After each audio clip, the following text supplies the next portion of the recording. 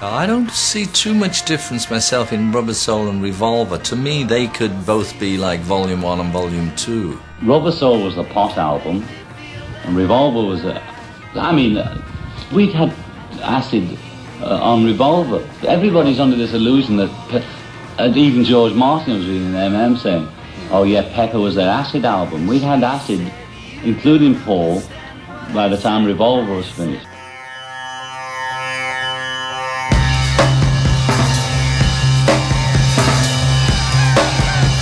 And it was on Revolver that, of course, we have the track Tomorrow Never Knows, which was a great innovation.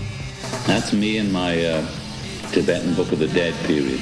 And the expression Tomorrow Never Knows was another of Ringo's.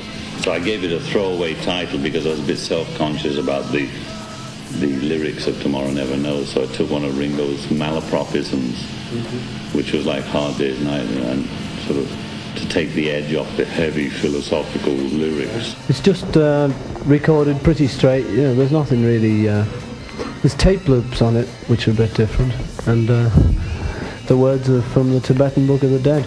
So there. From Tomorrow Never Knows, Paul said that he just took a few of his loops to the studio. Yes, he made them at home on his tape, in the key of whatever the key was, and it was just near the end. And we had 6 fellows with pencils holding them on. Yeah. On 6 machines, and very desirable, the whole effect, I thought. John told our producer George Martin that in the background he wanted the sound of thousands of monks chanting.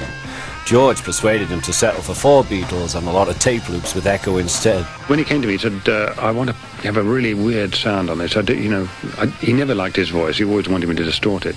He said, I want to sound like a Dalai Lama on the top of a mountain. I thought, well, I don't know quite how I do that in Abbey Road, but what I did then, which I don't think had been done before, I'm not sure, I put his voice through a Leslie speaker of a Hammond organ to give a kind of woolly effect. So when we mixed the Tomorrow Never Knows, it was the basic 4-track with John's voice and Ringo's drums and the tempo and so on it.